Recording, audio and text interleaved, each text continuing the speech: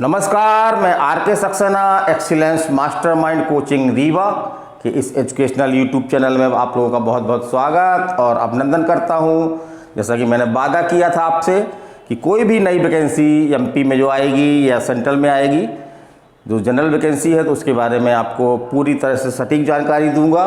तो बहुत इंतज़ार के बाद, बहुत चर्चा के बाद लो आ गई मध्य प्रदेश पटवारी। तो कई लोगों का एक सपना है पटवारी बनना, और पटवारी को प्रेम से हम बोलते हैं मिनी कलेक्टर, छोटा कलेक्टर ही बोलते हैं। बड़ा महत्वपूर्ण पद है, कार्यपालिक पद है, बहुत सारी जिम्मेदारियां होती हैं, बहुत सारे अच्छे अच्छे काम हैं इसके पास। तो वो वैकेंसी आ गई है और ये देखने में आ रहा है कि कई यूट्यूब चैनल जो है बहुत सारी गलत जानकारियाँ दे रहे हैं। तो बच्चे हमसे क्वेश्चन पूछ रहे हैं, तो बच्चों को हम बताने के लिए एक हमने सोचा कि वीडियो ही बना देते हैं। तो उस वीडियो है ये, और हमने पूरी तरह से काफ़ी अध्ययन किया है। जो इसकी आपकी ये आई हुई है ना, पूरी हमने बुकलेट निकाली हुई है और एक एक जानकारी का अध्ययन करके और सटीक जानकारी देने का प्रयास किया है। तो इसे आप देखें, इसमें हम सब कुछ बताएंगे, फार्म भरने से लेकर के आपका एग्ज़ाम तक, एग्ज़ाम कैसे होगा, क्या सिलेबस में बदलाव किए गए हैं, वो सब हम बताएंगे। तो चलिए हम शुरू करते हैं। मध्य प्रदेश पटवारी पदों की संख्या है आपकी 2736। तो ये कुल पद हैं। और आवेदन करने की तारीख, तो आवेदन करने की तारीख आपकी अभी को कुछ दूर है, क्योंकि ये आपका नवंबर चल रहा है, अभी दिसंबर आएगा। जनवरी में आपके फार्म भरे जाएंगे, जनवरी 2023 से, और अंतिम तारीख आपकी होगी 19 जनवरी 2023। तो फार्म भरने में देर है। चलिए, अच्छी बात है, पहले से बता दिया गया है, कन्फर्म कर दिया गया है, तो हमको एक तैयारी का अवसर मिल गया है। तो करीब हमको 3 महीने जो है तैयारी का अवसर मिल रहा है, तो इसको हम उपयोग करें और आज से ही हम इसकी जो है तैयारी करना शुरू कर दें, ताकि सफलता हम प्राप्त कर सकें। चलिए हम देखते हैं और देखते हैं। तो परीक्षा कब है इसकी? तो परीक्षा इसकी आपकी जो है 15 मार्च 2023 से ऑनलाइन एग्ज़ाम है। 2 पाली में एग्ज़ाम होंगे आपके। तो बच्चों की संख्या, जो फार्म भरने वालों की संख्या के आधार पर दिन डिसाइड होगा, लेकिन 15 मार्च 2023 से परीक्षा आपकी शुरू हो जाएगी और ये आपकी ऑनलाइन परीक्षा होगी। और एक चीज़ हम और बता दें कि कोई भी माइनस मार्किंग इसमें नहीं रखी गई है। तो आपको सभी क्वेश्चन जो है वो लगाना है, तुक्के लगाना है, बड़े सोच के तुक्के लगाते हैं, और तो कई तुक्केबाज होते हैं। और तुक्के लगाने की भी कुछ ट्रिकें होती हैं जो हम आपको अपनी क्लासों में बताते रहते हैं। तो पूरे क्वेश्चन हल करना है, कोई भी क्वेश्चन छोड़ना नहीं है, क्योंकि माइनस मार्किंग नहीं है। चलिए आगे हम चलते हैं। अब हम बात करते हैं परीक्षा शुल्क की। तो जो अनारक्षित वर्ग है उसके लिए 500 रुपये शुल्क है। इसके अलावा जो फार्म भरने की कंप्यूटर वाले को हमको शुल्क देनी होती है, वो 50-60 रुपये वो आपकी लगेगी। और जो अनारक्षित वर्ग हैं उनकी शुल्क जो है 50% कम, अर्थात 250 रुपया है। और सबसे पहले कई लोग पूछते हैं सर इसका वेतन कितना है, तो वेतन बता दें। तो इसका जो ग्रेड है वेतन, तो 5200 से लेकर के 20,200 आपका ये प्लस 2100 ग्रेड पे है ना। तो ये है, लेकिन शुरू में ये तनख्वाह परीक्षा काल में नहीं मिलेगी आपको। मध्य प्रदेश का एक विशेष आदेश है कि नियुक्ति के बाद जो है परीक्षा काल तक जो है वो 50% ही आपको वेतन दिया जाएगा। तो उसका भी ध्यान रखें। और अब बात करते हैं हम अहर्ताएँ की। तो क्या क्या अहर्ताएँ हैं? तो इसमें पहली अहर्ता जो है वो आपकी स्नातक है, माने स्नातक हो, ग्रेजुएट हो, किसी भी सब्जेक्ट में ग्रेजुएट हो सकता है, जैसे बीई हो सकता है, या बीए, बीएससी, बीकॉम या बीबीए। तो ऐसा कोई समकक्ष योग्यता जो आपके स्नातक योग्य है, तो वो आप फार्म इसका डाल सकते हैं। और दूसरी योग्यता क्या है? तो इसमें बहुत भ्रम था, लोगों में बहुत भ्रम है कि सर कंप्यूटर अनिवार्य होगा। कई लोग पूछते सर कंप्यूटर अनिवार्य है कि नहीं है। ज़्यादातर हमारे पास इसी टाइप के फ़ोन आ रहे हैं, मैसेज आ रहे हैं कि सर कंप्यूटर इसमें होना ज़रूरी है। तो इसमें बड़ा स्पष्ट प्रावधान है, यदि आपके पास कंप्यूटर नहीं है तब भी आप फार्म डाल सकते हैं। चलिए देखते हैं। जैसे कि सीपीसीटी, अब 1 वर्ष कंप्यूटर नहीं रखा गया है, बल्कि इसमें सीपीसीटी एक कोर्स होता है जिसका 6-6 माह में आपका एग्जाम होता है। इसमें आपके कुल 75 क्वेश्चन होते हैं। 75 क्वेश्चन में आपके कंप्यूटर के क्वेश्चन होते हैं, जीके, मैथ, रीजनिंग, एमपीजी के इससे क्वेश्चन होते हैं। और इसमें 50% आपको लिखित परीक्षा प्राप्त करना होता है, प्लस हिंदी और इंग्लिश टाइपिंग होती है। तो आपको उस टाइपिंग परीक्षा को भी जो पास करना पड़ता है। उसमें कुछ गति के नियम है कि कितने शब्द आपको कितने मिनट में टाइप करना है। तो सीपीसीटी, हिंदी टाइपिंग और कंप्यूटर दक्षता के साथ हो आपके पास।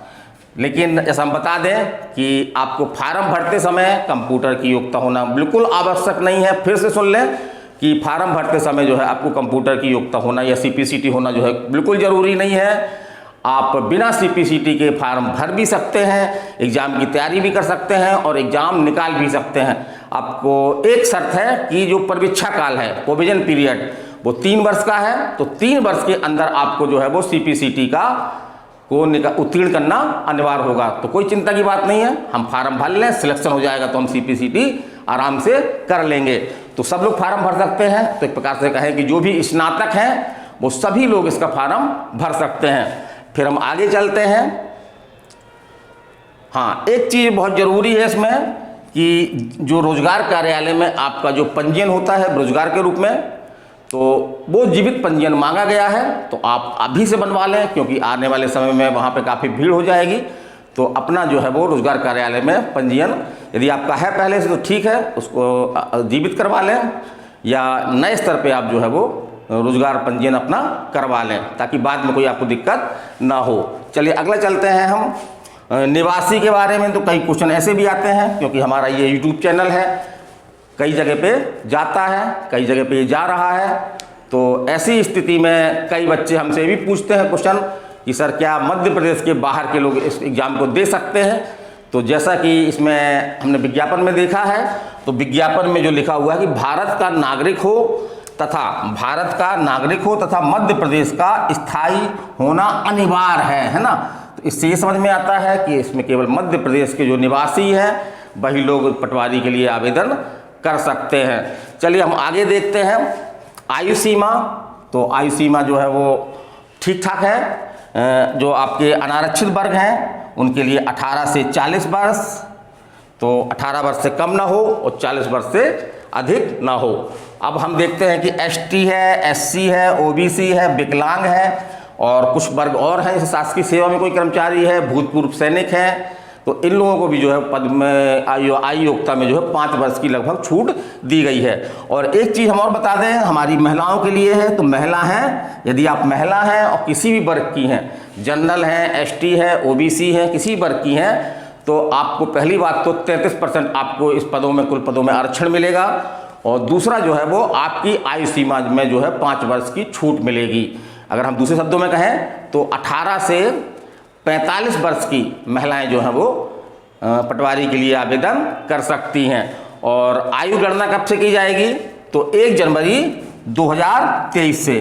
तो आप देख लीजिए, यदि 1 जनवरी 2023 को आप जो है वो आयु की सीमा में आती हैं तो आप निसंदेह रूप से इसका फार्म भरें और समय अच्छा मिला है, इसकी तैयारी करें। निसंदेह रूप से तैयारी करने वालों की, या जो कहते हैं कि कोशिश करने वालों की जो है वो हार नहीं होती है। चलिए हम अगला देखते हैं। अगला हमारी है न्यूनतम अहर्ता अंक। तो मध्य प्रदेश में एक परंपरा चल निकली है ताकि अधिक अयोग्य व्यक्ति कहीं निकल ना जाएं एग्जाम में और पद में आ जाएं, तो जिससे जो है वो कार्य करने में उनको दिक्कत होगी, प्रशासन की कार्यकुशलता जो है वो प्रभावित होगी। तो एक न्यूनतम अंक रखा गया है कि कम से कम आपको पेपर में जो है वो एक न्यूनतम अंक लाने होंगे, तभी आपका जो है वो चयन होगा। तो न्यूनतम अंक क्या है, चलिए देखते हैं। तो जो अनारक्षित वर्ग हैं उनके लिए आपका जो है वो 50% है। तो अनारक्षित वर्ग को जो कुल अंकों में, तो कुल अंक कितने हैं पटवारी के 200 अंक हैं। तो 200 अंकों में जो है वो उनको 50% अर्थात 100 क्वेश्चन जो है सही होना उनका जरूरी है। और अब हम बात करते हैं आरक्षित वर्ग की, ST, SC, OBC। और साथ में एक अच्छी बात है कि जनरल के जो EWS में आते हैं, आरक्षित वर्ग में जो EWS शुरू किया गया है, तो EWS वालों को भी जो है न्यूनतम अहर्ता में जो है वो छूट दी गई 10% की। तो इनके लिए भी जो है वो कितना रखा गया है, 50%। यदि आप जनरल के हैं और EWS में आते हैं तो आपको न्यूनतम अहर्ता जो है वो कितनी जरूरी होगी, 50% की जरूरी होगी। फिर चलिए हम आगे चलते हैं, अर्थात 40% है ना, माने कि 200 क्वेश्चन में जो है वो आपको ये अहर्ता जो है वो प्राप्त करना जरूरी होगा। अब हम बात करते हैं परीक्षा केंद्र की। तो बहुत दिनों बाद कोई एग्जाम में जो है वो रीवा परीक्षा केंद्र मिला है। तो रीवा जो है परीक्षा केंद्र है, विंध्य प्रदेश की एक राजधानी रहा है, उसको आज एक परीक्षा केंद्र की जो है वो एक स्थिति प्राप्त हुई है कि परीक्षा केंद्र बनाया गया है। तो कुल मिला के आपके 13 केंद्र हैं, परीक्षा केंद्र हैं जहाँ पे आप एग्ज़ाम दे सकते हैं। जैसे अपना रीवा हो गया, अपने सतना है, भोपाल है, इंदौर है, जबलपुर है, ग्वालियर है, उज्जैन है, और आप देख लें कुल मिला के कितने केंद्र हैं, 13 केंद्र हैं। अब हम बात करते हैं सबसे महत्वपूर्ण चीज़ की कि परीक्षा पैटर्न क्या होगा। तो परीक्षा पैटर्न में निसंदेह रूप से जो पहला पैटर्न था उसमें जो है वो बदलाव किए जा चुके हैं, वो बदल गया है पूरी तरह से उसमें। तो नया पैटर्न क्या है इसको आप देख लें और इसी के अनुसार अपनी तैयारी को जो है वो आगे बढ़ाएं। तो पहली बात तो देखें कि 200 प्रश्नों का है ना, 200 प्रश्नों का एक वस्तुनिष्ठ प्रकार का ये जो है वो एक प्रश्न पत्र होगा। तो एक प्रश्न पत्र होगा जिसमें आपके 200 ऑब्जेक्टिव क्वेश्चन होंगे और उस क्वेश्चन में आपका जो है एक क्वेश्चन जो है आपका कितने का होगा, 1 अंक का होगा। तो इस प्रकार अंकों की संख्या कितनी है, 200 है। और इसका जो पेपर का टाइम होगा तो 3 घंटे होगा। 200 क्वेश्चन आपको 3 घंटे में हल करने हैं।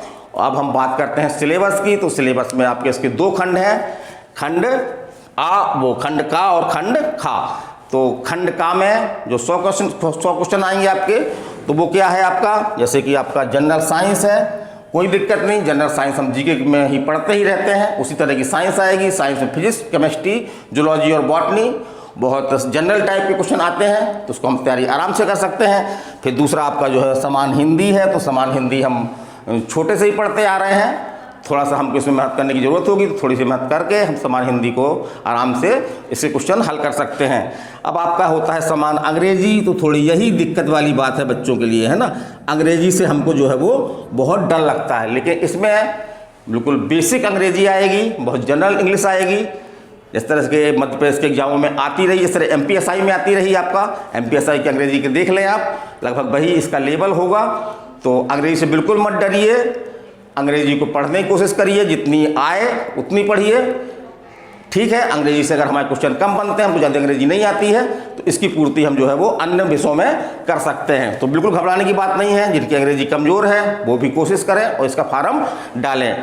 फिर आपका इसमें खंड का में जो है वो समान गणित है, तो समान लिखा हुआ है। समान गणित हम लोग कई कॉम्पिटिटिव एग्जाम की दृष्टि से पढ़ते ही रहते हैं। तो ये आपका खंड का हो गया, इसमें आपके कुल प्रश्न कितने हैं, 100 अंक कितने हैं, 100। और फिर खंड बा की बात करते हैं हम, तो खंड बा में आपका जीके है। तो जीके में चूंकि ये मध्य प्रदेश का एग्जाम है, इसलिए इसमें मध्य प्रदेश के जीके के क्वेश्चन भी इसमें आपके आएंगे। और इसके साथ आपका जो है वो सामान्य कंप्यूटर ज्ञान है, तो बेसिक कंप्यूटर ज्ञान है। जो हम जीके के पेपर में हम जो है जब जीके पढ़ते हैं, तो जीके का एक टॉपिक ही आपका जो है वो कंप्यूटर है। तो एक बेसिक कंप्यूटर हमको तैयार करना है, बहुत घबराने की हमको ज़रूरत नहीं है। फिर आपका रीजनिंग है इसमें, जैसे पहले आपके एग्जाम में रीजनिंग नहीं हुआ करती थी पटवारी के एग्जाम में, लेकिन पटवारी के एग्जाम में इस बार रीजनिंग शामिल कर दी है। कोई दिक्कत वाली बात नहीं है, रीजनिंग एक लॉजिकल होती है, यदि हम थोड़ा सा प्रैक्टिस कर लें तो रीजनिंग हमसे बनने लगती है। फिर आपका थोड़ा सा ये नया लग रहा है आपको समान प्रबंधन, तो जो हमारे कॉमर्स के स्टूडेंट हैं उनके लिए तो कठिन नहीं है, कॉमर्स या BBA किया है जिन्होंने, लेकिन अन्य छात्रों के लिए जो BSc किए हुए हैं या BA किए हुए हैं तो उनके लिए थोड़ा सा कठिन हो सकता है। लेकिन मैं बता दूं आपको कि बहुत मोटा मोटा है, आपको बाज़ारों में किताब अवेलेबल हो जाएंगी। और हम भी इसमें कुछ प्रबंधन से संबंधित जो समान प्रबंधन के कुछ नियम हैं उससे संबंधित हम कुछ वीडियो आपको डालेंगे, तो आप उसको भी जो है वो देखते रहिएगा। तो ये एग्जाम पैटर्न आपको समझ में आ गया कि 200 वस्तुनिष्ठ प्रश्नों का एक पेपर होगा, समय अवधि 3 घंटे होगी और इसमें 2 खंड होंगे, खंड का और खंड खा। अब हम ये देखते हैं कि खंड का और खंड का में जो है वो 4-4 सब्जेक्ट हैं आपके। तो इस तरह से देखें कि 100 क्वेश्चन आ रहे हैं खंड से, तो इस तरह से हम ये कह सकते हैं कि 20-20 क्वेश्चन आपके जो है वो प्रत्येक खंड से आएंगे। और कुल हमारे इस एग्जाम पैटर्न में जो एग्जाम में आपका सिलेबस है उसमें कुल 8 खंड है, तो एक खंड से जो है वो 20-20 क्वेश्चन आपका जो है वो 25-25 क्वेश्चन आपके एक हिस्से में आते हैं। तो इस तरह से आपके जो है कुल 200 क्वेश्चन आएंगे। और हाँ, बता दें कि यदि आपको कोई अन्य जानकारी जिससे संबंधित हो, अगर हमसे जानना चाहते हैं तो आप हमसे मोबाइल नंबर दिया हुआ है हमारे इस चैनल में, उसको आप देख करके बात कर सकते हैं। और हमने आज से ही जो है वो बहुत सारे बच्चे हमारे पहले ही संपर्क में थे, तो आज से मैंने जो है वो मध्य प्रदेश पटवारी के एग्ज़ाम को दृष्टि में रखते हुए आज से ही मैंने एक नया बैच जो है शुरू कर दिया है। तो यदि आप बैच में आना चाहते हैं तो आपका वेलकम और स्वागत है। तो यही थी हमारी जानकारी, और कोई जानकारी अगर आप हम व्हाट्सअप कर देते हैं तो पूरा आपका जो है वो बुक है वो पूरा आपको जो है हम उसका PDF आपको सेंड कर देंगे, तो आप भी अपने आप देख सकते हैं। तो चलिए अगले वीडियो में फिर मिलेंगे। Saxena sir, mastermind coaching Rewa, Madhya Pradesh. नमस्कार, धन्यवाद।